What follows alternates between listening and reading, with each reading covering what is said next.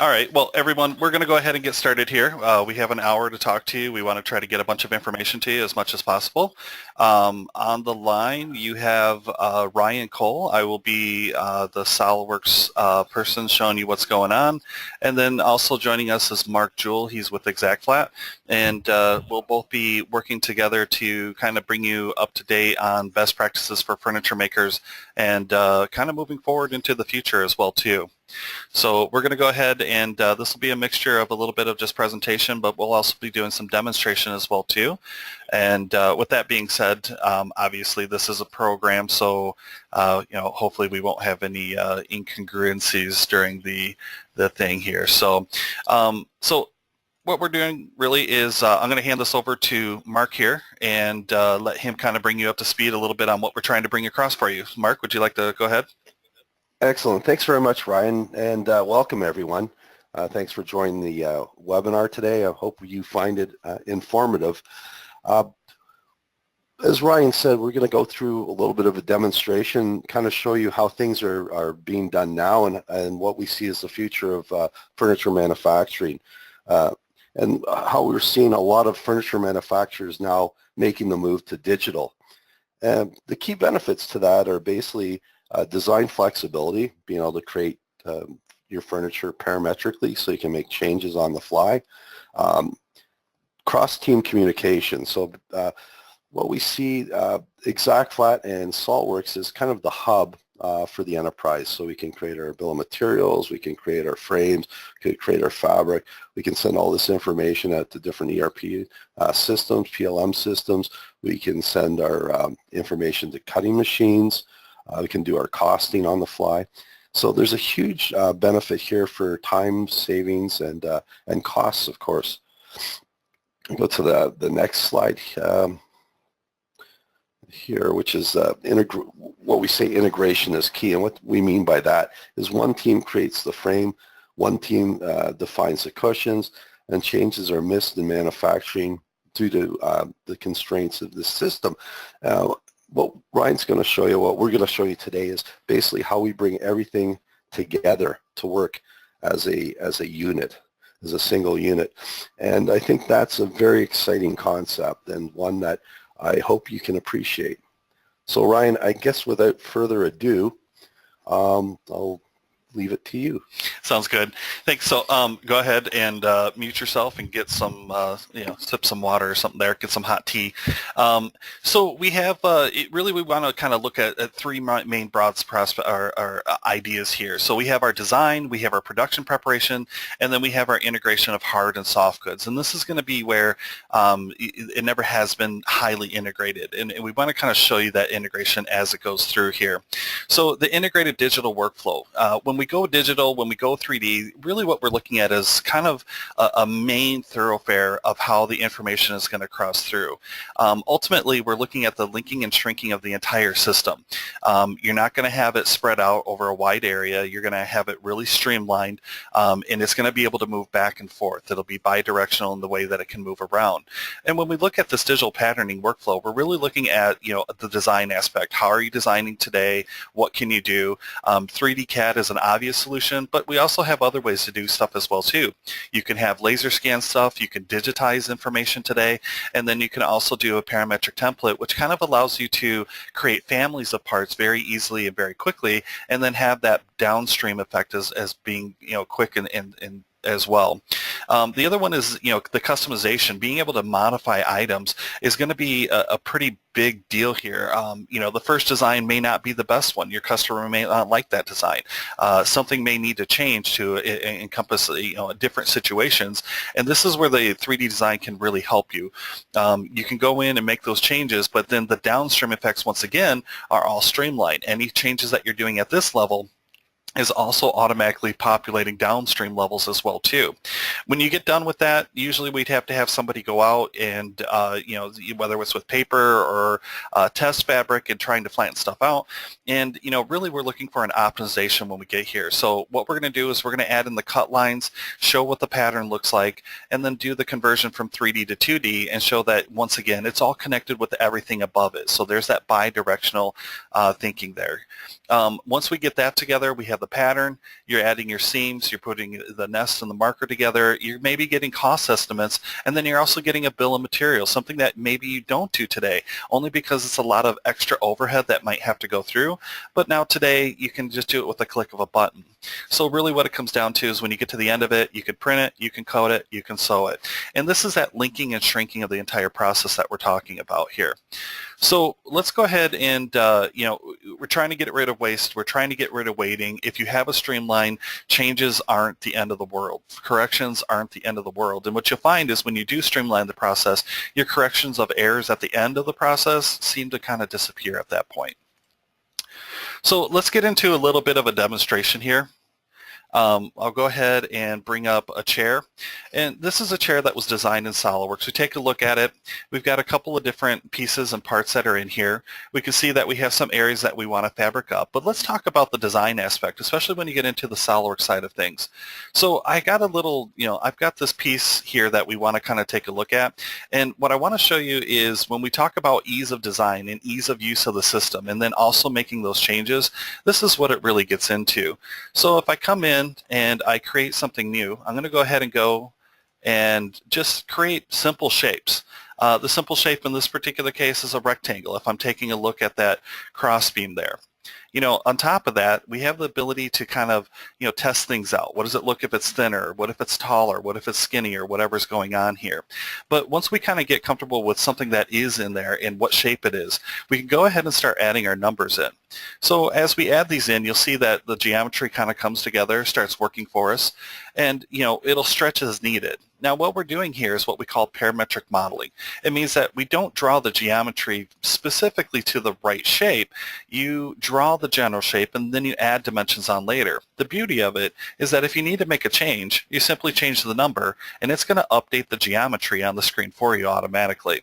We're going to go ahead and go back to 3 inches here and we'll do an update on it.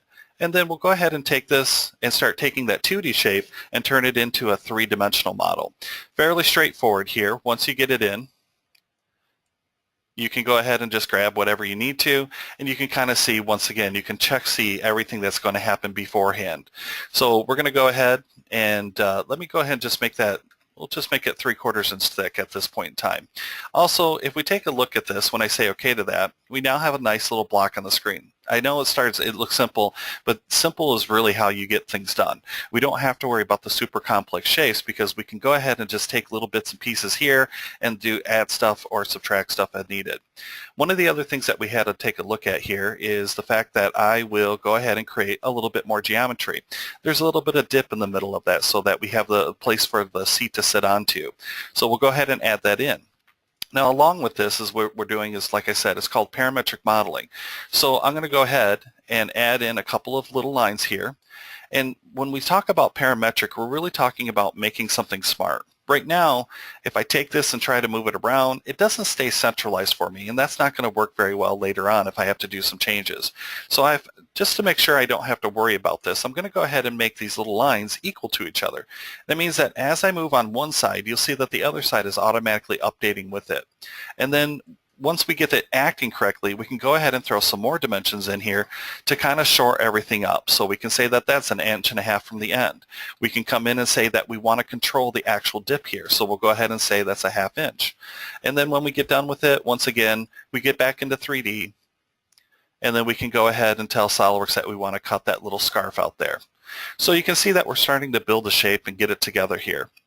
Last thing I'll do is I'll throw some tendons in here. So I'm going to go ahead and grab the end. And then once again, use those simple shapes. So we'll add in a size here. And then we'll give it an overall length of 1.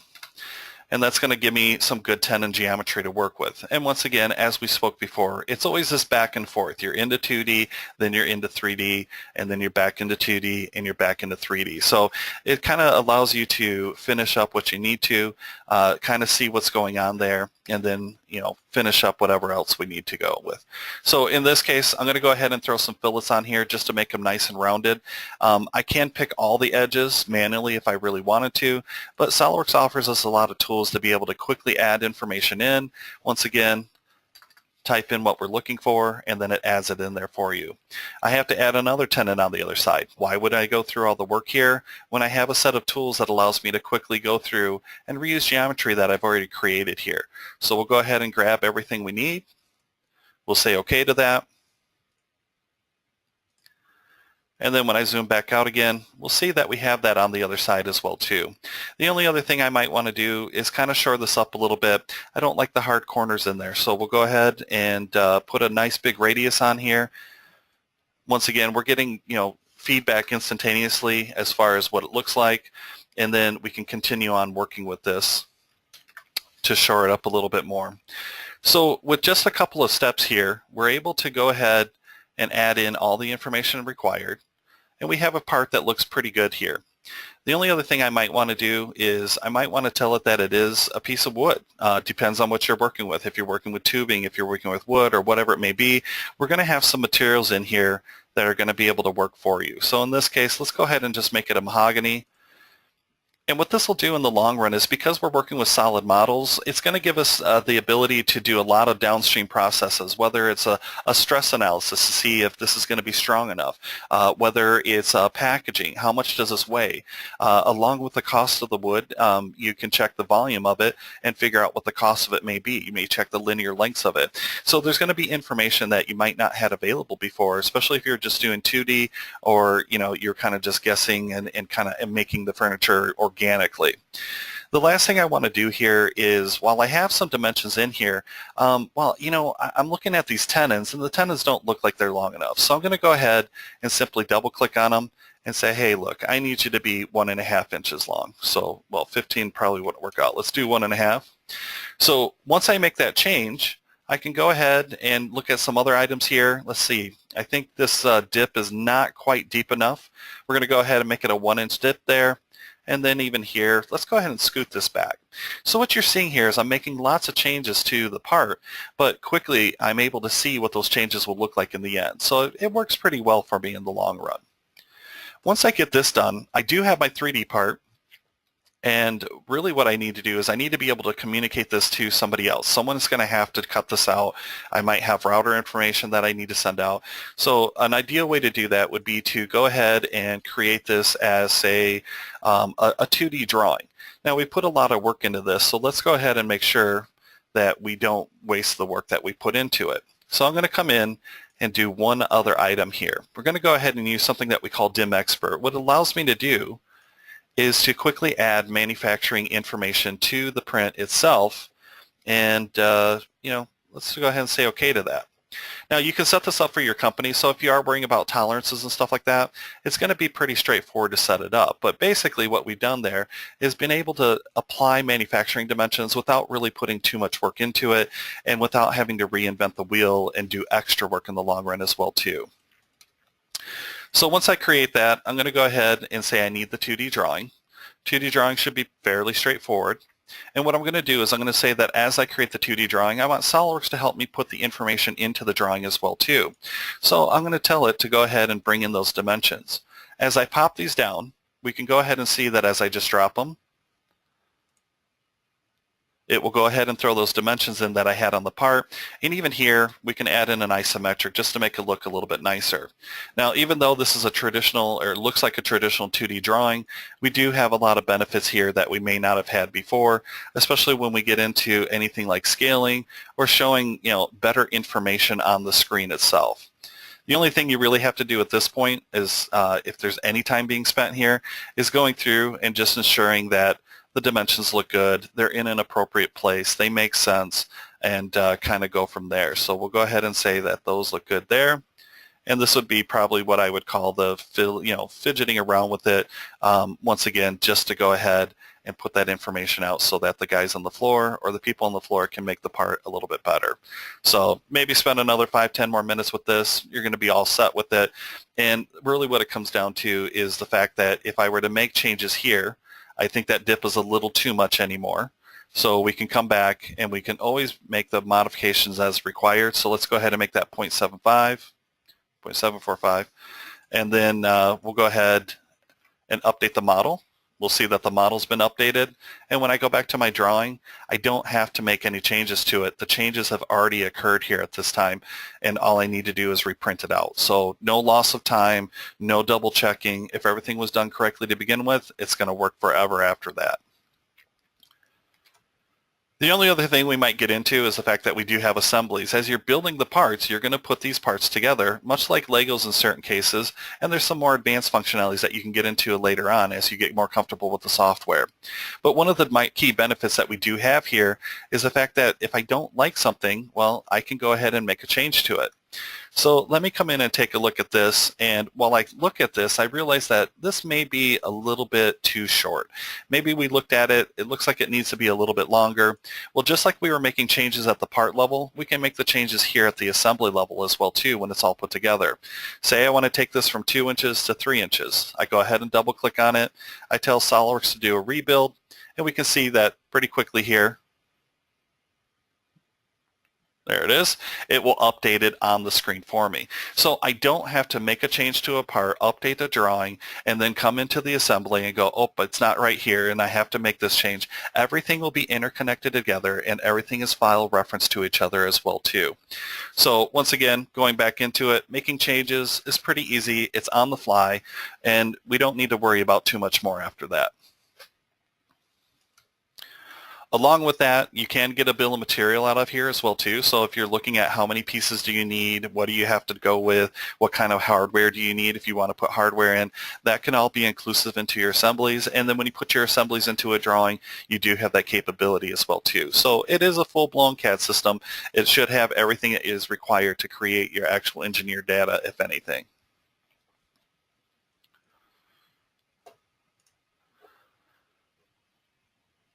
So going through it there, you know, obviously I'm going full power here, but really the walkthrough, less than 30 minutes. We created the 3D for the hard design for the soft components. Let's go ahead and go back a little bit here for more demonstration. And in this particular case, let's go ahead and take a look at how ExactFlat goes into this whole process here. So let's get this part. So in this particular case, we've got our floor back, or the back of the seat here. And at this point, what we want to do is we want to bring the ExactFlat tools into the system here. So Mark, I was wondering if you wanted to kind of talk to everybody as we walk through this process. Sure, I can do that. Can you hear me? Yes, I can. We can all hear you Okay. Here. Good. So basically what Ryan's going to do is he's going to use the create piece. Going to create the seams first. Oh, he's going to create the seams first. All right. There you go. All right. Now we have a seam. Sorry about that. So yeah, what we're going to do here is I'm going to create these seams real quick, and then we can let Mark kind of kick in here. But really identifying those seams, this is going to be where the communications between the departments come together as well too. So if you have a technical pattern maker, they can come in and either advise or even take over at this point as well too. So in this case, what I'm going to do is I'm just going to create some quick geometry. And we're going to tell SolidWorks where we want this to actually occur here.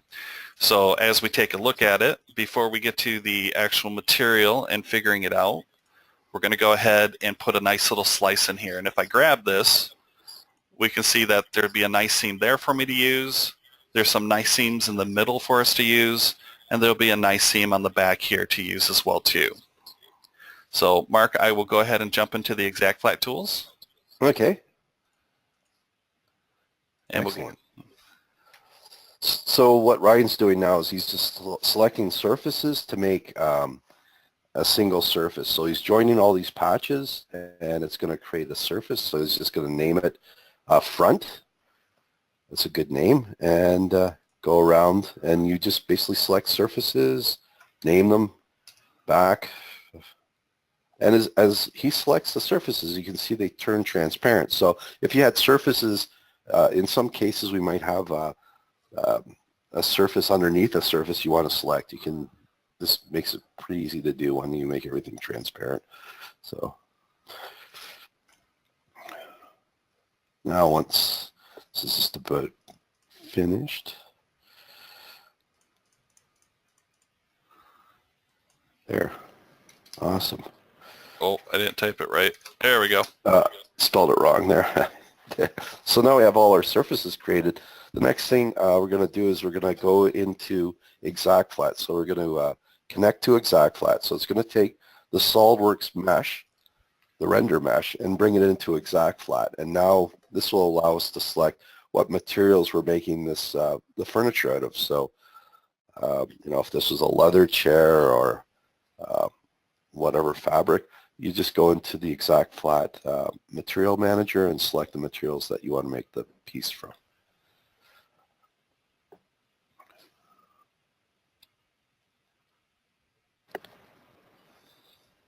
All right. So here's our material manager. We have just a sample database here. So I don't, what material are you going to use, Ryan? I'm going to go ahead and use the brush warp knitted fabric. Ooh. Because I like saying that. Yeah. That's so now it's ExactFlat's taken and applied the material metrics to that. So how the material, the yaw on the left of the material, that's one thing that ExactFlat's very accurate at flattening, because we actually use the material mechanics to flatten with. So here's basically a, on the left side you'll see the 3D representation of the file, and on the right side you'll see the 2D pieces. So ExactFlat's a two-step flattener. The first step is this step where it gives it a projected flat, and then we're going to optimize, which means we're actually going to go through and take the material properties and flatten it based on how that material flattens. So we're just, Ryan's just changing the mesh, doing an adaptive remesh, and now we're ready to flatten it. So go through and it's going to, you can see the status, the pattern status, and you can see actually the pattern piece is changing. And this is based on how that material flattens. So go pretty quick here. That piece is completely flat. This one's done. And these other two little guys here will go through pretty quickly. Let me bring up the database here. We can talk about where the data's coming from. Yeah, that's another unique feature of ExactFlat. It runs on a database, a SQL database, and once you connect to the database, now you have base construction type. So if you go into these, maybe on where it says management tools, Ryan, on the next column over, if you pick hardware types, whoops, no, the other way. Yep. What it'll do is, oh, there we go. It'll bring up different hardware types. So here we have our furniture database. We have things like buttons, Velcro, straps, J-hooks, labels. So we have the information of the item, the cost of the item. You can have the vendor for the item. You can assign different colors. And it's quite easy to add a new item. If you just scroll right down to the bottom where there's a blank space, you could type in whatever new item you want, you know. A whatever. Yes, you could put a whatever there. I had to put the laptop up to my head and see what you're writing. Oh, sorry. I don't have my reading glasses. Anyway, so basically as you go through, we have access to all this information, which once you tag a material, this follows it through the whole stream, all the way downstream, so and upstream. So it's a fairly unique option in ExactFlat. And these are the materials here. So if you actually, can you click on the nesting tab? So when you have material selected, such as we're doing on that chair, it has the lay rule. So how that material has to lay on the cutting table, the rotation, the tilt. It'll give the length of the roll, how much is left on the roll, what the width of the roll is. So all this information is attached to that item as soon as you click on the material, and it's pretty cool. Anyway, all right, and that's the physical properties. So one of the things that we can mention too is that we have the ability. So if you have a specific material that you want tested, we have labs that test our materials for us. It takes about 3 to 5 business days, and it's about $20 or $25 for a material test to be done, and then you could add that material into the database. So, you know, if you don't have the material information, we can do testing for you and get that information for you. Anyway, I think those last two pieces are pretty well flat. I mean, you could just stop that, I guess, really, and Okay. there. Yeah, there's no funny bumps or anything on it, so I think No. we're pretty happy with it. Yeah. So now what it's going to do is it's going to take the flattened pieces and put them on what we call our pattern view, and that's where you would add your seams and notches. So it's going to rebuild these pieces from that step and go into, as I said, the pattern view. One of the tools that we have is a tool called, well, pattern makers will understand this, walking the pattern. So we're able to match pattern pieces together. If you had a file that might be 10 or 20 pieces, you can use that tool and you can align all the pieces up, and Ryan can kind of show you that too. So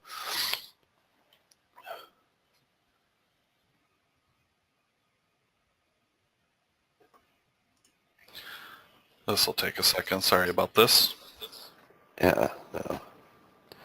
It's got to align all the edges up. So it's,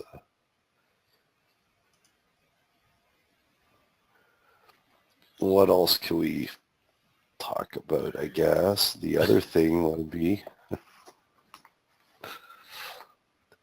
don't think it's ever taken this long. This is one of those, it is a program, right? yeah, yeah. It's the last piece it's doing. Yeah, it's the last piece. I'm telling you, it's my computer. It's messed up. I got my IT guy working on it though, so.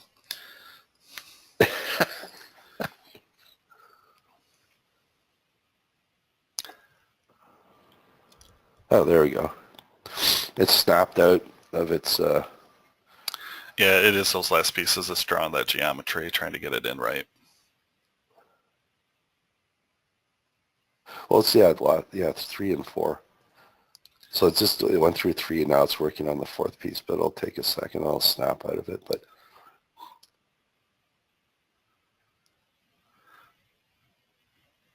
So as far as that testing, I've had a couple customers go through the testing, and you are right. It took about 3 days to get it back, and it takes less than 5 minutes to actually get that material in the system. So it's not some long drawn out process, which I was really pleased to see in the long run. Yeah, and I guess like if customers do have the, if they do have the data, we have the ability that you can kind of, I call it hand bombing, but typing the information in yourself. Although some of the mills don't provide, I guess, all that type of specific information, so it is good to get it tested. Yeah, most so definitely. It's reasonable. Oh, there you go. All right, so now we're going to be updating, and I think this is where the flat's actually being generated after it's kind of figured out its geometry. Is that correct, Mark? That's exactly it. So all the pattern people know, the flats and setting up the, there you go. So those are your pieces, all flattened. So I'm going to move these around a little bit, and if you want to tell them what I'm working on here. Yeah, so this is what I was saying before. It's called, we call it walking the pattern. So what you're doing is you're just kind of lining the pieces up, and you'd select an edge, and we have a tool called a find tool, and that's what Ryan's doing right now. So you can basically see how the pieces are going to line up and how they get sewn together. So if you do, like Ryan's doing a 1-inch offset, seam offset, so basically that'll allow him to actually throw a seam on there and kind of see where it's going to go when you put your notches in and whatnot. But I mean, in the old days, I mean, it's still done this way where you would actually take your 2D pieces and you eyeball where the two pieces join together, and then you put a notch and make sure it fit on the other side. In this case, because we're coming from a 3D model, we know where all the coordinates are from the 3D to the 2D, so it allows us to do walking the pattern automatically, or automagically. All right, so now that we have that in, probably the next step would go to seams. Yeah, let's throw some seams in there. The seams are coming out of the database as well, so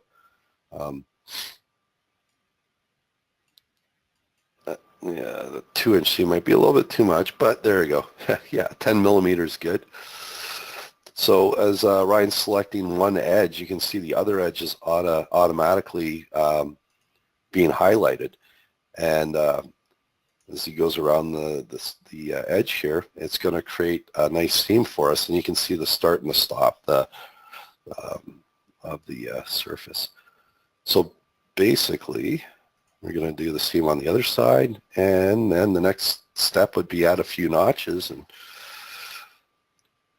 as I said, all this information is stored in the database. So we have some customers that might have 20, 30 different notch types and a whole plethora of seam types. So all that information is stored in the database and is completely customizable by the user. So we're going to create a notch chain, come up from the database, ask what size notch we want. In this case, we've got a 1/4-inch V notch, and it's put 3 notches there. So you can either do it by number of notches on a part, or you can click specify a length. There's all the notches, because they're 3.94 inches. And they all line up perfectly, so no eyeballing. All right, and then probably we want to look at drawings too, right? We talked about drawings, so let's go ahead and turn this into a drawing.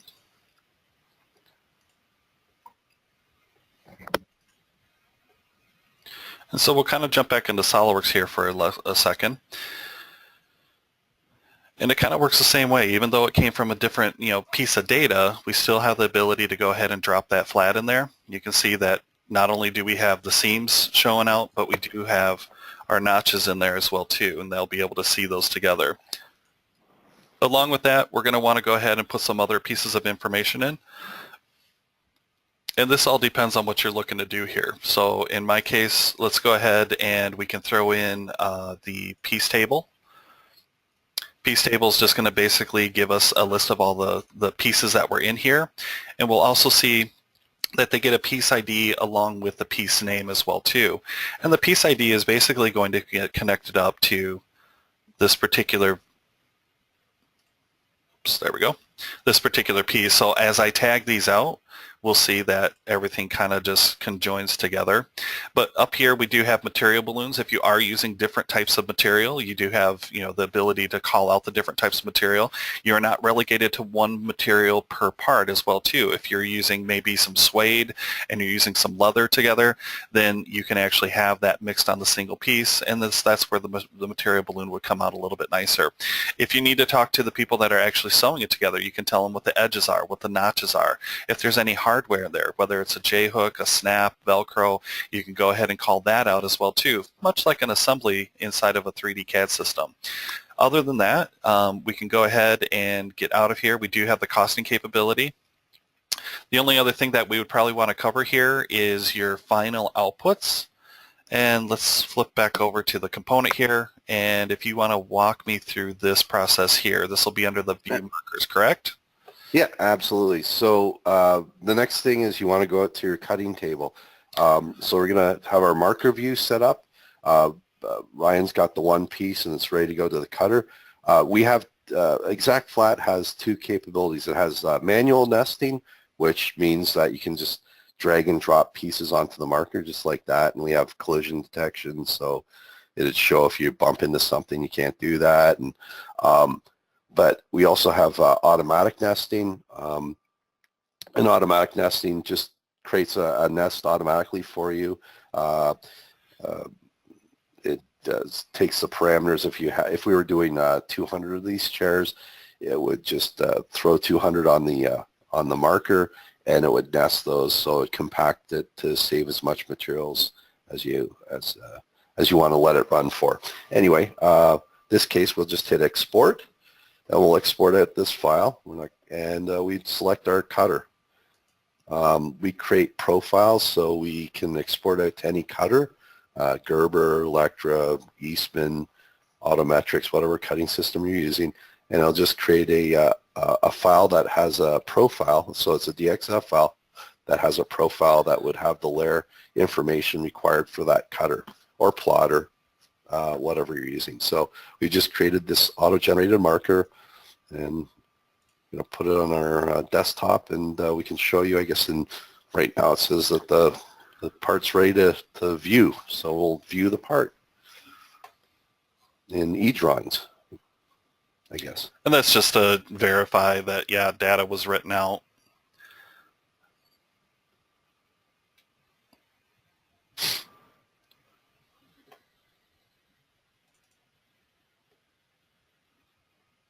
Oh, Draft. Yeah. Draft site. I don't know why it's opening in a draft site. There's your verification. We'll just look at the verification. So eDrawings is usually what I would use. I had this one turned on for some reason. I do apologize for that.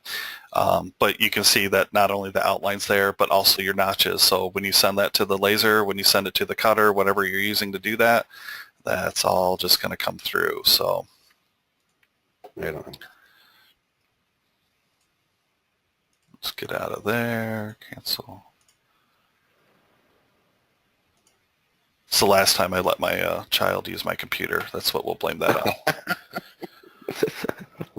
Okay, well, let's take a look at this going back into here. So best practices for furniture makers. We walked through this and we did a lot of talking. There was a little bit of wait time you saw there, but that's probably worst case scenario. There was a lot of stretching that it was trying to account for, and it is accurate data as it comes through. So what we kind of walked through was the created the 3D design for the hard and the soft components. We prepared all the parts for production. We didn't do the CNC, but SolidWorks does come with a 2.5 axis CNC addition already inside of it, and it's at the even at the base level of SolidWorks, it's available to you. So getting information out to a router if you are cutting wood and stuff like that. But even if you get a little bit more curvy and more 3D-ish and you're looking for more complex patterns, there are steps to get those in as well too. Once we create the patterns were pretty straightforward. We added our seams in, we put our notches in, and then we ended up just sending out that DXF to the cutter, and we got it so that it worked with the cutter automatically. And that's going to be one of those little setup things that we just kind of make sure that you're all good to go from there. We want that to be a click button solution, and that goes back to the whole linking and shrinking. The other nice thing that we have here is if we were to create, if we were to make any changes on the 3D model that we'd already done the patterns on, it's actually a pretty easy button, and I'll just point to it. But there is an update regimen that you can go through where it will go through and re-flatten everything back out for you and figure out if there was any changes, if there was a length change, a size change, those patterns will update again. And then once again, it's a simple process of going into the view markers and then re-exporting it back out to the cutter to get that change, get it cut out as soon as possible. Managing the changes, there's the communicate updates across the team. It doesn't take forever. It doesn't take one person to do one thing, one person to do another thing. Try to communicate back and forth. The programs are actually pretty easy to use with a little bit of training. And once we get you into the program, we find out that those changes are very easy. Any one person could probably do a change, but even if they don't want to do that change, they want to communicate, it's an easy process to get the change done and have that move downstream. And really, that's that whole waste and waiting that we're getting rid of. It's not you say one thing, someone else does something else, you wait for it, then you reprocess the data, then you bring it back in, and then you find it's not right. It gets rid of that. It really does streamline the communications.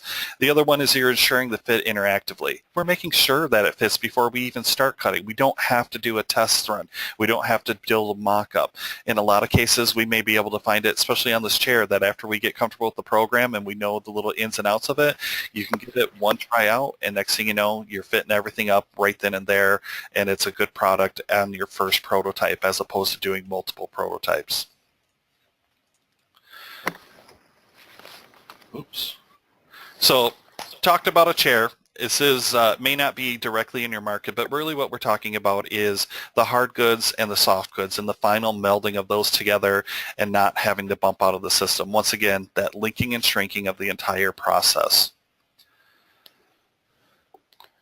I guess at the end of this, really what we'd like to do is there's a couple of questions that came through. It looks like there's at least one question from Nathan. I'd like to go ahead and attend that, but I do kind of want you guys to take a look at here. So Nathan said, how do you mitigate the patterning for cushions that are not directly fabric on foam? A feather wrap foam slab as a seat cushion. Would you model the crown effect by the feathers in SolidWorks, or a piece of foam that gets wrapped in Dacron? Do you model the foam dimensions or the foam plus the Dacron? And, this is one of those things where I'm going to kind of throw that over to Mark. Mark, did you hear the question? Yeah, yes, I did. Basically, I'm trying to envision modeling the cushion itself. I'm very familiar with doing the engineered foam, where we're basically just taking the surfaces, and I can use an example. We did a wingback chair previously in a demonstration a couple of years ago, and what we were doing is we were extruding off from the cardboard surface that was on the inside, extruding that out and creating the cushion, and then using the surfaces of the cushion to flatten. We created our seams and everything just as we did it, just as Ryan did, and we flattened that, and it was very accurate. We were able to create those patterns quite quickly. Not familiar with modeling feather pillows, so I don't have a comment on that. I mean, I assume that would just be kind of a feathered filled pillow. Is that what I'm understanding, Ryan? Is that what Nathan's That I speaking don't of? know. Nathan, could you expand upon that by any chance? Let's see, Nathan.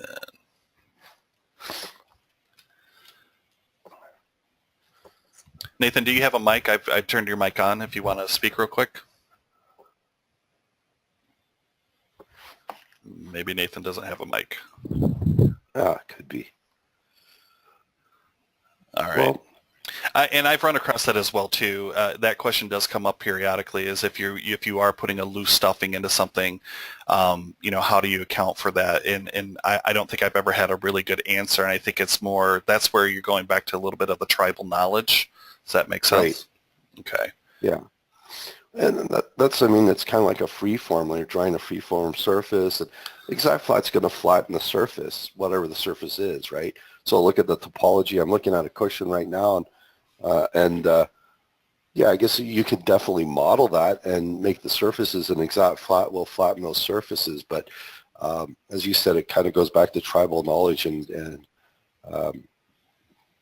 working on pieces like that for sure. Okay. All right. Maybe Nathan could send us an email so we could maybe get a conversation going with him also. Yeah, most definitely. Yep, that's kind of will too. Thanks, Nathan. I appreciate that. All right, so basically for you guys attending, there is a little bit of an appreciation bundle. And in appreciation of joining our online event, we'd like to kind of offer this to you. So right now we have on SolidWorks Premium, which is the highest level of SolidWorks, that's going to come with all the surfacing. Well, it comes with your it comes with routing. It comes with, what else does it come with? Really, it comes with an FEA package as well, too, if you want to do stress analysis. So say you want to make sure that couch can seat that particular size person, and you can get away with your minimum amount of material, or if you just want to see if it's going to survive a 12-year-old birthday party or something. That will go ahead and give you the highest level there. And so the other thing is that along with the 50% on the SolidWorks Premium, ExactFlat will have a 25% discount on it as well too. The only downside to this is you have to have this ordered by 12/31/2018. So by the end of this month, it's the only way that we'll be able to help you out on that. After that, prices are going to go back to where they are, and I would say definitely try to take, if this is something that you are of interest, it would definitely be a good time to get into it, and you know, kind of introduce you to the Desai solution family, is where we will definitely try to help you out and get you up and running. So it's not going to be a quick buy and thanks for buying it. We're going to make sure that you are not only purchasing the software, but you're going to be successful with the software as well too. If you want to further get into that, there is a number at the bottom of the screen. That's definitely the number to give a call, and then we will get you in contact with the correct person as well too. Is there anything that, Mark, you'd like to say about that, or does that pretty much cover the exact? No, that covers everything. Very well done, Ryan. Good, Okay. great demo. We've got a couple minutes here. We do have another question that came in from Dominic. And it says, do you also cover the process from mesh files to surface bodies? Basically working with scanned information. And, you know, we're not going to cover it in this meeting, but can we do it? Absolutely, Dominic. We can do that. Another question we have is this webinar going to be available to see online later? It will be online. I do have it being recorded at this particular moment, and so I'll make sure that that information does go out to everybody to be able to get access to it. And we will also have it available on the Desai Solutions website under our webinars page as well too. So Wally, you will be able to get there. Sorry you lost out. Padding under compression. This is from Lewis Maven. Padding under compression is like filling a balloon that will swell outward almost equally. It requires other methods that I may be able to help with. So, Lewis, it sounds like you might want to get a hold of us and talk about some of your ideas. Definitely, it sounds like you might have a solution to some questions that we've had. So we will. I will go ahead and write your name down, or Lewis, if you want to go ahead and contact us, we can definitely see what we can do with you. Okay. Let's see if we have any other ones. No. Okay. Still got 10 minutes left. Is there any other questions? We'll give you a minute or two. We'll go to our last page here as well too. So just in preparation here, while we wait to see if any more questions come through, looking at the design, fast, simple, complete. Quickly we're able to get shapes in there, easy to work with, and then when you get to the end of it, when it's complete, you've got a full body of information. You've got the 3D model, you've got the 2D model, you've got the assembly models, and everything else that's coming there. When you get to the production side of things, the CNC simulations, you know, the fact that you can actually run your cutters inside the program and then send that information out. The pattern details, knowing how they're laying, what's laying, how they look flattened out, adding in all the little ideas, that implementations that you need, your notches, whatever it may be. And then you come down to the assembly instructions as well too. How do you put those together? That's going to be good for most, you know, for the hard goods and the soft goods. Last but not least, single design environment. You'll notice that I stayed in SolidWorks the whole time unless I was showing you something. You do not have to export out. You do not have to import in. Once you get it into the SolidWorks environment, you stay in the SolidWorks environment and everything back and forth goes from there.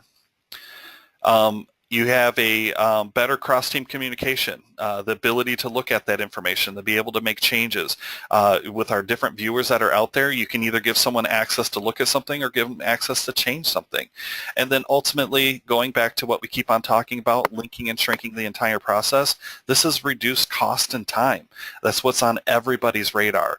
So, you know, keep it in mind that once we get everything together and everything works well, it's going to be nice and streamlined, and that's what we're always shooting for, is to get it correct on the, you know, get it most correct on the first time out, and that just gets better and better after that.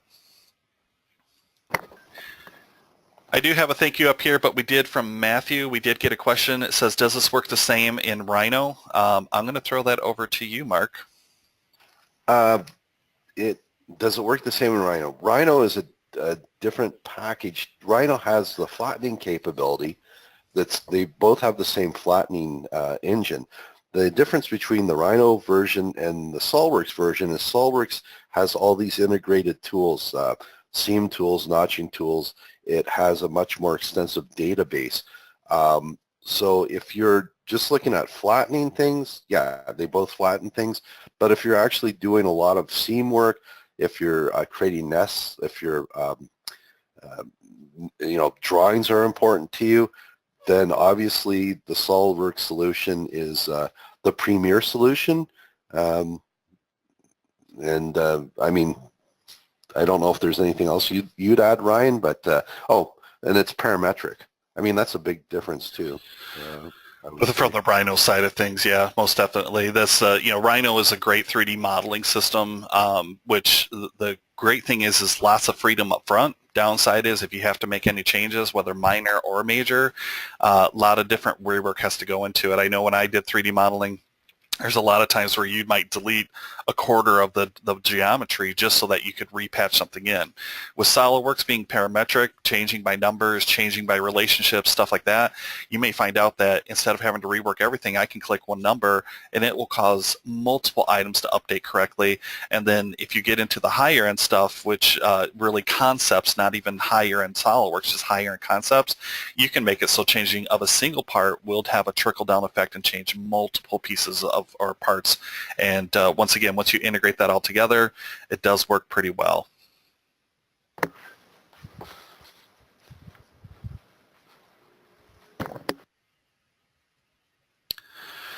Well, I don't have anything else left. It looks like there was a couple questions that came through. It looks like Peter was asking if there's any step-by-step tutorials for really simply understanding of flattening stuff like a cylinder shape, sheet or something. I would say at that point, ExactFlat, your website actually has quite a few movies on it. Is that correct? Yeah, we have a YouTube channel, and I can definitely send out some links to some of our tutorials. We have a bunch of tutorials up there also.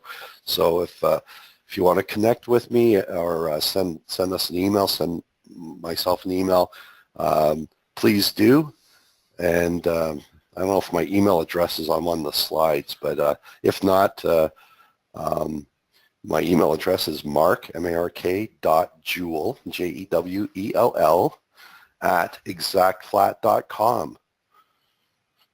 And I think we're going to be sending out a little bit of information afterwards. I'll make sure I get with our marketing person to get this information out to everyone who attended. Excellent.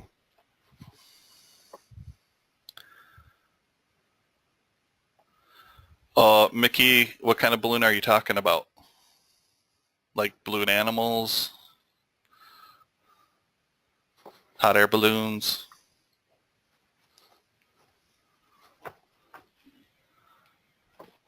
We had a question come through. So is there a tutorial for like animals? Oh, awesome. Balloon animals? I've seen stuff. There is a stuffed animal that is out there. Now the balloon, I don't know about the balloon side of things. So once again, it is something that we can definitely talk into. So if you have an idea, definitely get a hold of us, and we can see what we can do for you there. Okay. Not a problem, Mickey. Thank you. Okay. All right. Well, I appreciate everyone's time. Thank you very much. And I would just like to leave out with I hope to talk to you guys more in the future and help you become successful, more successful than you may be today. Thanks, Ryan. Thank you, Mark. I appreciate it. Thank you very much. Bye. Bye-bye.